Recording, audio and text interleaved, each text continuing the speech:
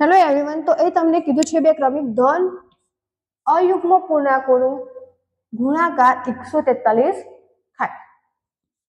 તો પહેલી વસ્તુ કે પહેલા તો ધન અયુગ્મ ક્રમિક કીધી છે. તો પહેલી શું થશે, ધારો કે બે ક્રમિક ધન અયુગ્મ ક્રમિક કહે છે તો પહેલા તો x તો આવશે, બટ અહીંયા x + 1 નહીં આવે, કેમ કે કોઈ એકી સંખ્યાને 1 વડે તમે સરવાળો કરશો તો એ યુગ્મ બની જશે. તો એક આવશે x અને બીજી સંખ્યા આવશે x + 2. જ્યારે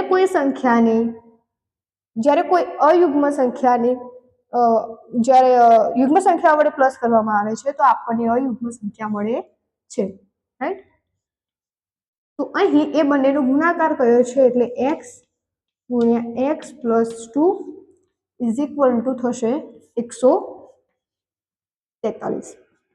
તો x² + 2x - 143 = 0. આ બરાબરની આ સાઈડ પ્લસ છે, બરાબરની આ સાઈડ આવે તો માઇનસ થશે. હવે આનું સિમ્પ્લિફિકેશન આપવાનું, તો એને બે પૂર્ણાંકો શોધવાના. તો x² એમના આના એવા ભાગ પાડવાના, તો -13x - 11x - 143 = 0. આપણે આ ભાગ પાડ્યા તો -13 + 11, રાઈટ? તો આપણને સોરી પ્લસ નહીં થાય, -11 થશે, કેમ કે અહીંયા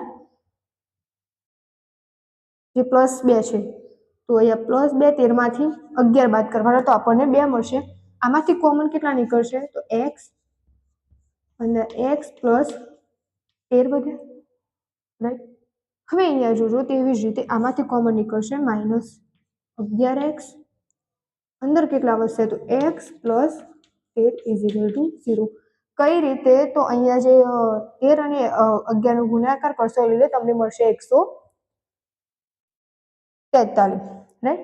હવે આપણને બે બિંદુ મળ્યા, x - 11x,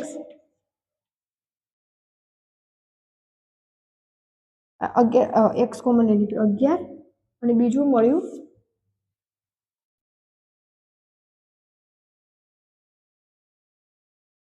x + 3.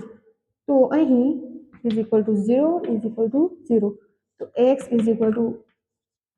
11 અને બીજું બિંદુ મળશે x = 8 માઇનસ, રાઈટ? તો બે બંને તમને મળશે તો 11 અને બીજું -13. તો આ બે આપણા આન્સર થશે.